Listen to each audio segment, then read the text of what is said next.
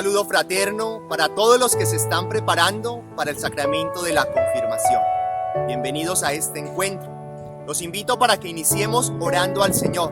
Le presentemos nuestra acción de gracias, nuestra súplica confiada y el deseo de conocer y acrecentar nuestra fe. En nombre del Padre y del Hijo y del Espíritu Santo. Amén. Jesús, tú me salvas.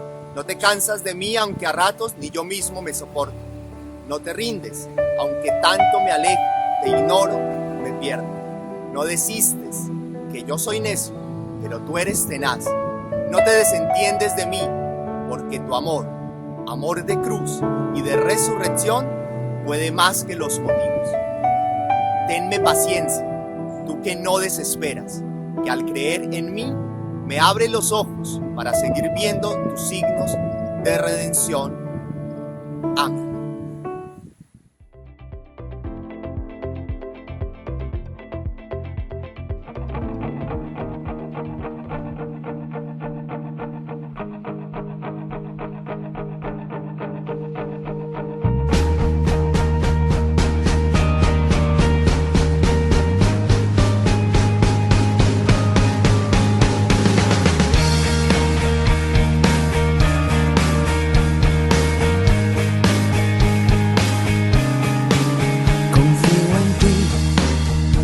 Seguro, pues tú nunca me has fallado.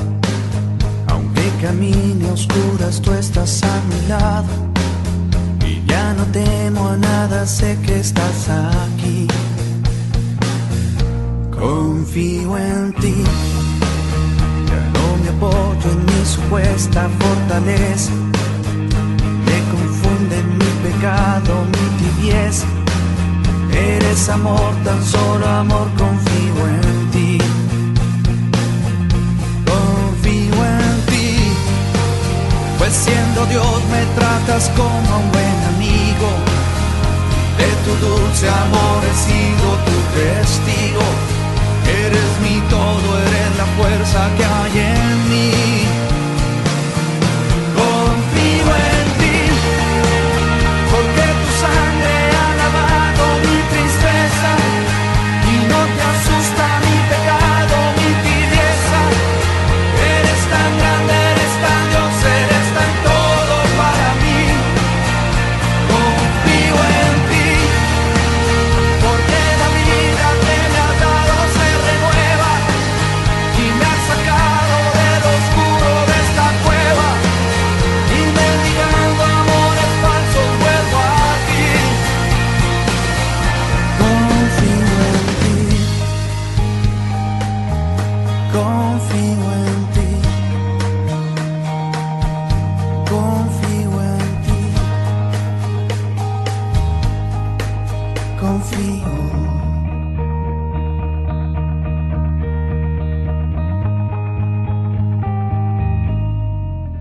Confío en ti, mi vida entera está sujeta entre tus manos. Me has sostenido, soy tu hijo y soy tu hermano.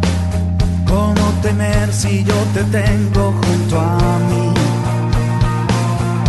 Confío en ti, pues siendo Dios me tratas como a un buen amigo. De tu dulce amor he sido tu testigo.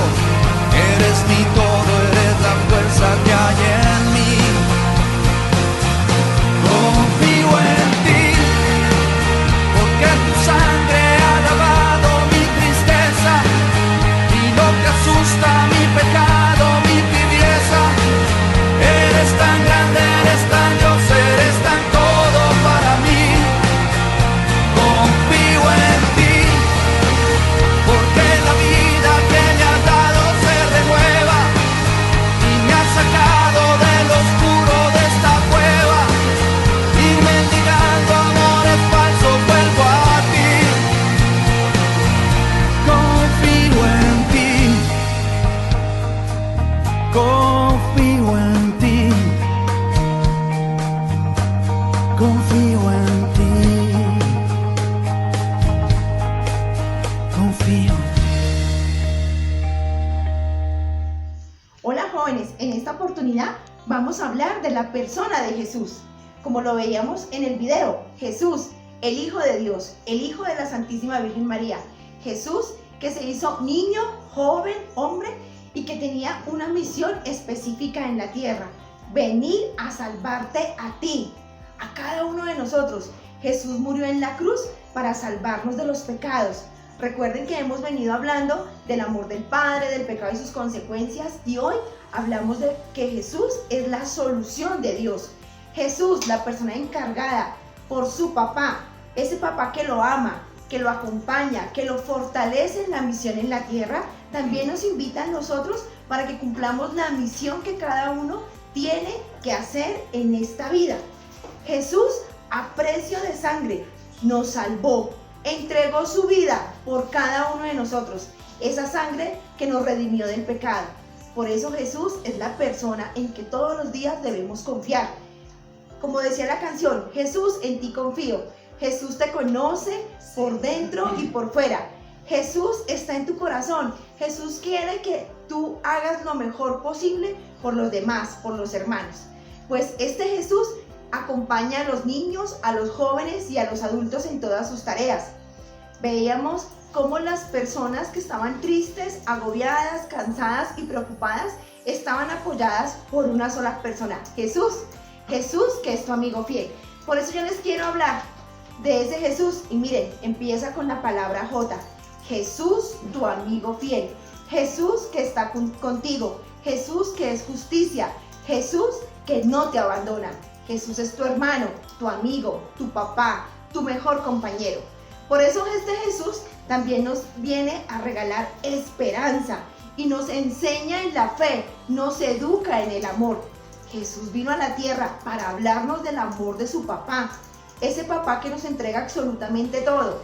Por eso, cuando nosotros hablamos que Jesús es mi amigo, que me ama, que me educa, también me enseña algo muy importante, el servicio. El servicio desde el corazón, el servicio que todos estamos invitados a realizar sin medida. Y en esta época de crisis, en esta época de pandemia, qué importante aprender a unirnos en el amor de Dios, en el amor a Jesús. Deja que Jesús entre a tu vida. Jesús te habla, tú estás invitado a escucharlo, a verlo en el rostro del hermano, en el rostro de tus padres, en el rostro de tus amigos. La importancia de servirle a Jesús es ser fiel, siendo fiel a su mandato, siendo fiel en la palabra de Dios, escuchando la palabra de Dios y sobre todo hacer que esa palabra que escucho de Jesús se haga vida en mi propia vida y en la vida de las personas que amo. La mejor oración, Jesús, en ti confío. Jesús, yo escucho tu voluntad. ¿Para qué? Para poder agradarle a Dios y poder entender que mi vida sin Jesús es una vida vacía. Queridos jóvenes, Jesús es el mejor amigo. Confía en Él, abandónate en Él.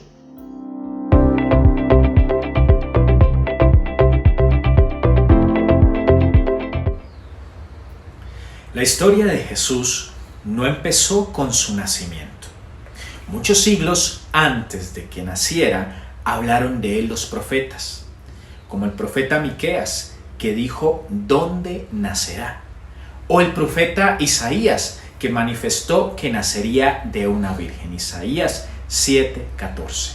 Y describe también su pasión en Isaías 53:3-8. Y el profeta Zacarías, que dijo que iba a ser vendido por 30 monedas, Zacarías 11:12. Los salmos también predicen que sería traicionado por sus amigos, el Salmo 41:9, que será crucificado, lo dice el Salmo 22, que sus huesos no serán quebrantados, el Salmo 34:21. Pues Cristo nació en Belén y se le llama Jesús de Nazaret porque vivía en Nazaret.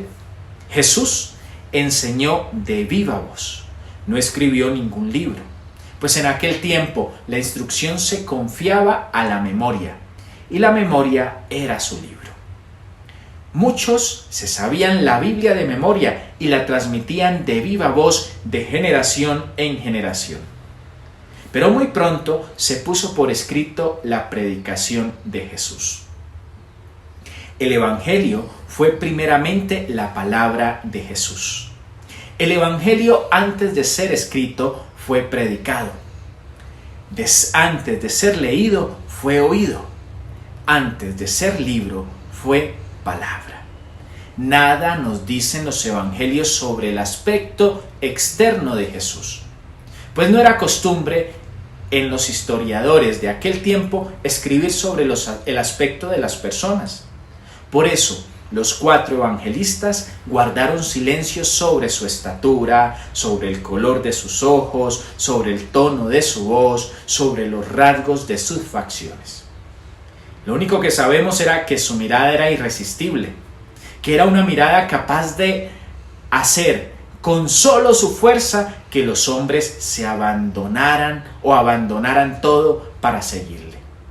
Era una mirada profunda, una mirada tierna, una mirada penetrante, una mirada llena de bondad de un ser que era toda bondad, de un ser que recorrió haciendo el bien en las tierras de Judea, Galilea y Samaria, que curaba enfermos, que consolaba a los que estaban desheredados del mundo, dándose a todos, apiadándose de todos, amando a todos. Del ser que pronunciara las palabras más dulces que jamás tomaron forma en unos labios humanos. Venid a mí, todos los fatigados y agobiados, y yo los aliviaré. Los evangelios nos describen a un ser excepcional, a un hombre que en solo 3 años de vida pública, en un radio de acción de escasos kilómetros, trastornó y transformó el mundo de modo que el tiempo se divide en 2 siglos que le esperaron y le siguen a su venida. Cristo iluminó con su doctrina la vida del hombre con visión de eternidad y transformó los valores del pensamiento humano. Jesús vivió la mayor parte de su vida como un obrero, ganando su sustento con el sudor de su frente y trabajo de sus manos. Jesús ejercía el oficio de carpintero en un taller humilde y alegre de Nazaret. Pues aquí hay algo que debemos saber. Jesús se presenta como Dios. Ningún otro fundador de religión ha tenido tal osadía. Pues proclamarse Dios en Roma o en Grecia, que eran países que tenían muchos dioses, no hubiera sido problema. Sería un dios más. Pero proclamarse Dios ante los judíos, que era un país que creía tan solo en un Dios, era una locura. Por eso, al hacerlo ante Caifás, le costó la vida por blasfemo y por eso lo crucificaron. Cristo también tenía 2 naturalezas, la naturaleza de hombre y la naturaleza de Dios. Que Jesucristo fue verdadero hombre es clarísimo. Pasaba hambre, pasaba sed, le pedía a la samaritana que le diera agua del pozo, se cansaba y se quedaba dormido en la barca, etcétera, etcétera, etcétera. Pero Jesucristo también era de naturaleza divina, como deduce la multitud de los textos, pues es el Hijo de Dios y por lo tanto tiene la misma naturaleza del Padre. Nosotros somos hijos adoptivos de Dios, que es distinto. Jesucristo lo es por generación. Por eso se llamó o se llama Hijo unigénito de Dios. Los hijos siempre tienen la misma naturaleza que su padre. El hijo de un pez es pez. El hijo de un pájaro es pájaro. El hijo de un hombre es hombre. El hijo de Dios es Dios.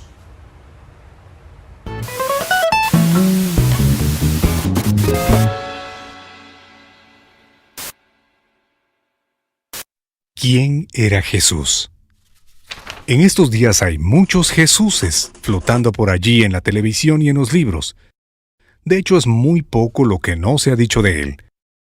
Jesús, el hombre de familia, esposo de María Magdalena y padre de 14 niños. Jesús, el amante de los árboles que entonaba canciones de paz y vegetarismo con su guitarra vieja al lado de la fogata. Jesús, el rico heredero del imperio de la construcción de José.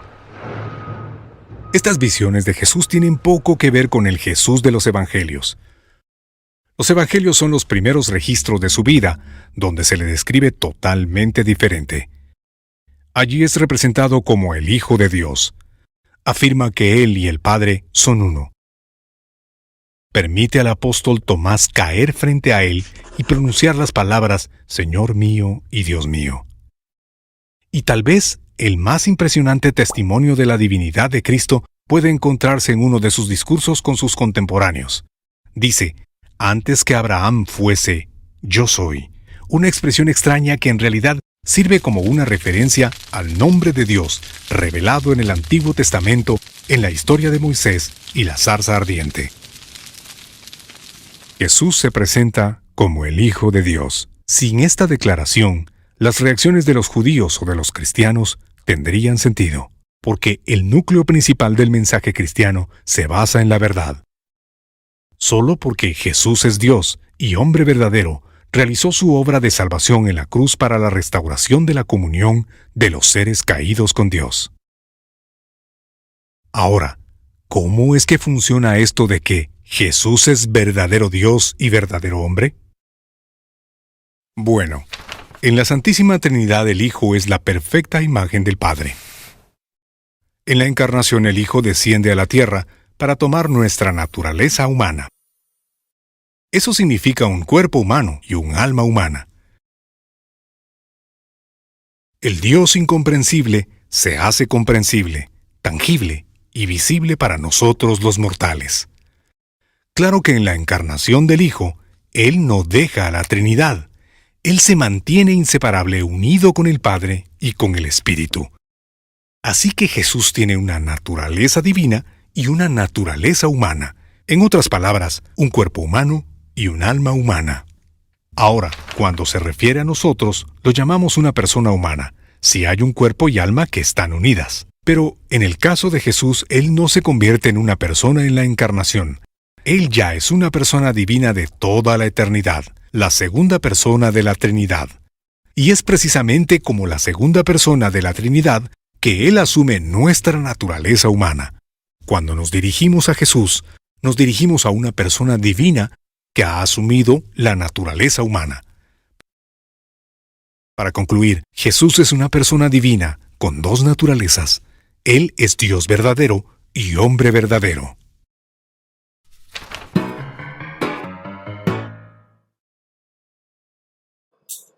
Hola nuevamente, me alegra mucho saludarlos.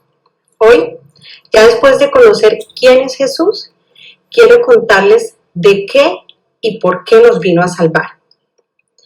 Comienzo diciéndoles que Jesús murió por nuestros pecados para librarnos de ellos y rescatarnos para la vida eterna. Quiero apoyarme en algunas premisas para hablarles sobre el sentido general de la cruz de Cristo. El misterio de la cruz se encuadra en el marco general del proyecto de Dios y de la venida de Jesús al mundo. El sentido de la creación está dado por su finalidad sobrenatural que consiste en la unión con Dios. Sin embargo, el pecado alteró profundamente el orden de la creación. El hombre dejó de ver el mundo como una obra llena de bondad, lo convirtió en una realidad equívoca, puso su esperanza en las criaturas y se fijó como meta falsos fines terrenos.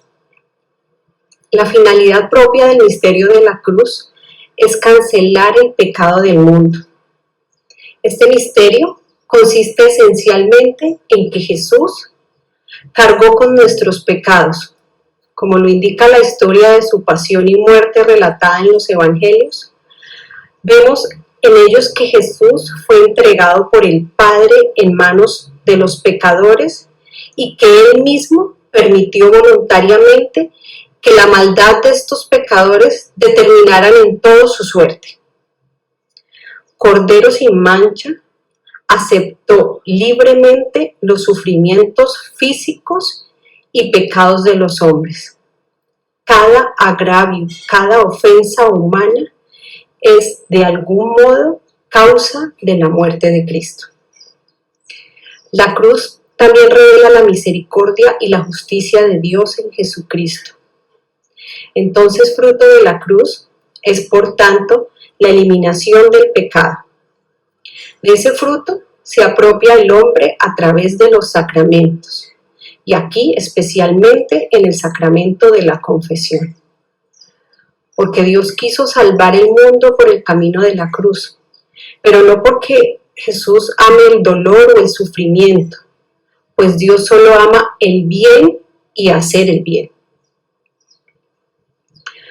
La cruz es fruto del amor de Dios ante el pecado de los hombres. Pero también la cruz existe porque existe el amor. Hay cruz porque existe el pecado.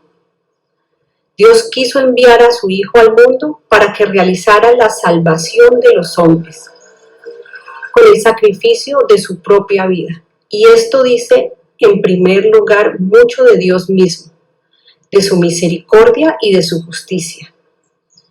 Pero la justicia de Dios no consiste tanto en hacer pagar al hombre por el pecado, sino más bien en devolver al hombre al camino de la verdad y del bien.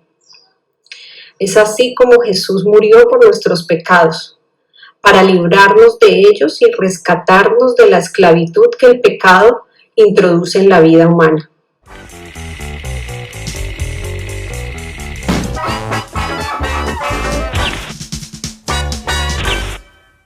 ¿Cómo fue que Jesús nos salvó en la cruz?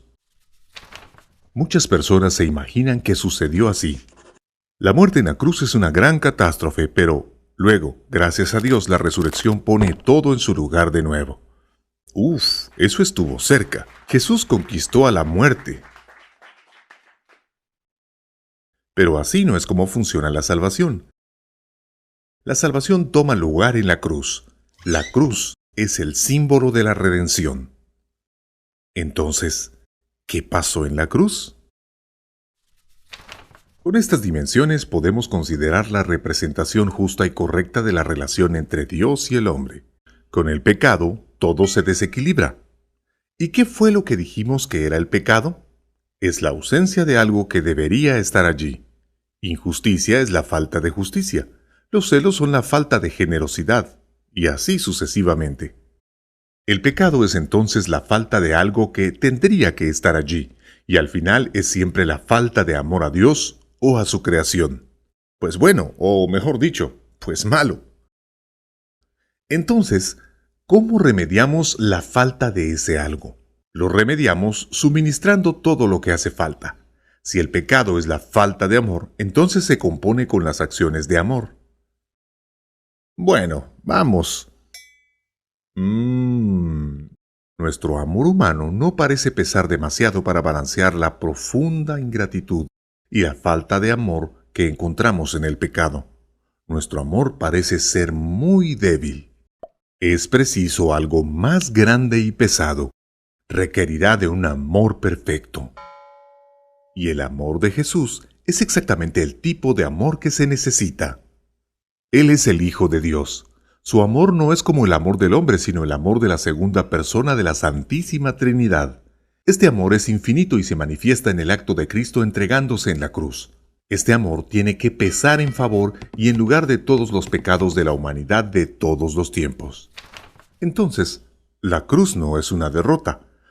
Tampoco es como Martín Lutero, el padre de la Reforma Protestante, lo entendió. Un pararrayos de la ira de Dios que castiga a su propio Hijo por nuestros propios pecados. Dios no tiene que ventilar su ira para que nosotros podamos salvarnos de un justo castigo. No, la cruz es el signo del amor de Dios, y exactamente de donde viene el poder de la salvación. El amor perfecto de Dios en la cruz pesa más que todos los pecados de los hombres de todos los tiempos. ¿Así es como funciona la redención? Es así como la montaña de pecados que nos separa de Dios es superada. Es así como somos libres de la desesperanza del pecado.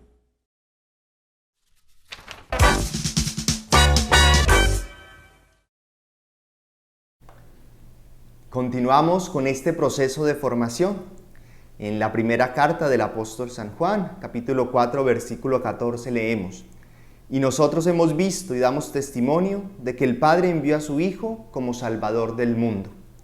De igual manera, leemos en el Evangelio según San Mateo, capítulo 20, versículo 28.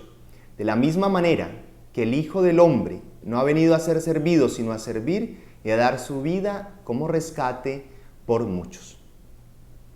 Con estos pasajes bíblicos de referencia, los invito para que abordemos la pregunta: ¿cómo nos salva Jesús?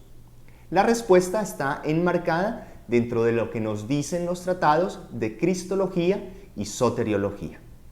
Lo primero para aclarar es que dentro del contexto de la salvación, al acto realizado por Jesús se le llama la obra de la redención. ¿Qué es redimir? Literalmente significa rescatar a precio, es decir, la satisfacción o pago completo de una deuda. En el caso del cristianismo, es la restauración del hombre de la esclavitud del pecado a la libertad de los hijos de Dios, a través de las satisfacciones y méritos de Jesucristo. Veamos ahora los 4 hechos o acontecimientos de esta obra de redención. Primero, la encarnación del Hijo de Dios. Es el inicio de esta obra liberadora de Dios. Dice el evangelista San Lucas en el texto de la Anunciación: vas a concebir en el seno y vas a dar a luz un hijo, a quien pondrás por nombre Jesús. El que ha de nacer será santo y será llamado Hijo de Dios.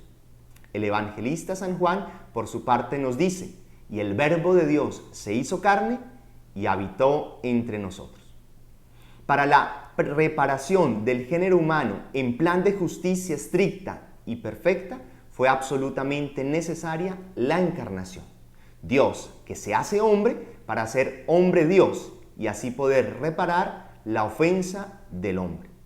Por la humanidad de Jesucristo entra la persona del Verbo en solidaridad con el género humano. Siendo Jesús de condición divina, se despojó de sí mismo, pasando por uno de tantos, es decir, participando de nuestra condición humana. Segundo, todos los actos, palabras y gestos de Jesús. Las obras que hizo Cristo como hombre las asumió su persona divina, por tanto son de valor infinito. Todas sus acciones, por ejemplo, el encuentro con la samaritana, con Zaqueo, con la mujer cananea, el llamado de los apóstoles, el sermón de la montaña, sus parábolas, su oración en el desierto o en la montaña, la Pascua con sus amigos, etc. Todas sus acciones, incluso las más pequeñas, tienen un valor infinito y salvífico.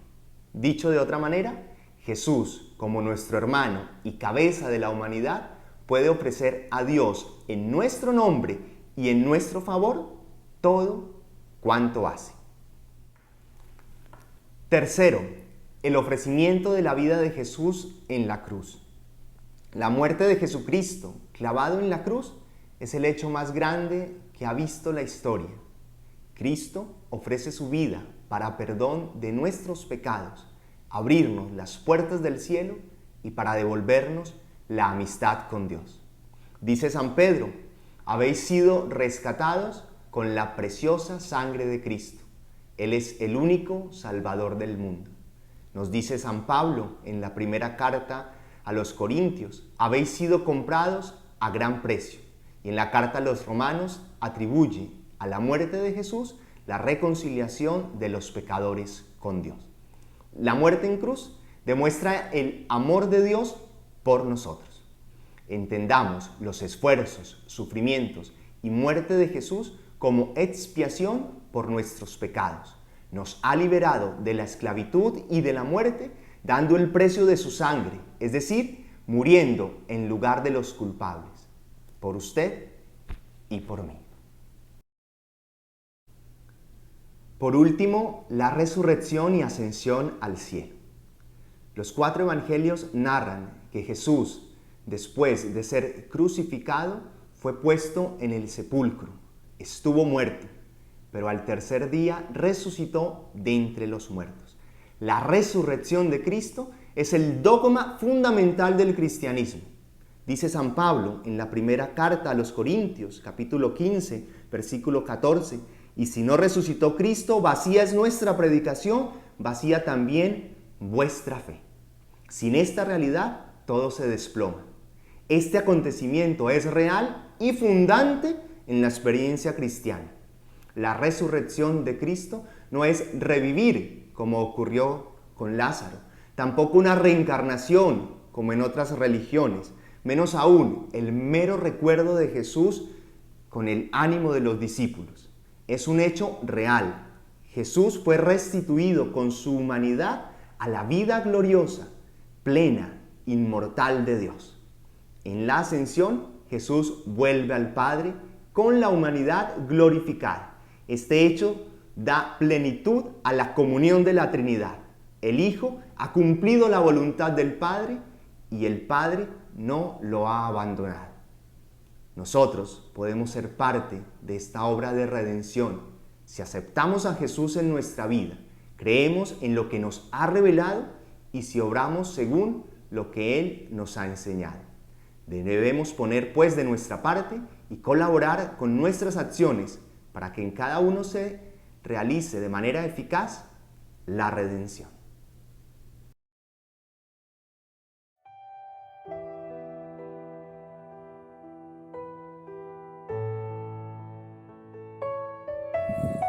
Finalicemos este espacio de fe pidiendo a Dios Padre que nos bendiga, que todo don de Dios crezca en ti y te ayude a llevar la alegría a los corazones de cuantos amas, que tus ojos reflejen un brillo de amistad gracioso y generoso como el sol, que sale entre las nubes y calienta el mar tranquilo, que la fuerza de Dios te mantenga firme, que los ojos de Dios te miren, que los oídos de Dios te oigan, que la palabra de Dios te hable y que la mano de Dios te proteja. Amén. El Señor los bendiga, los guarde de todo mal y los lleve a la vida eterna. Amén.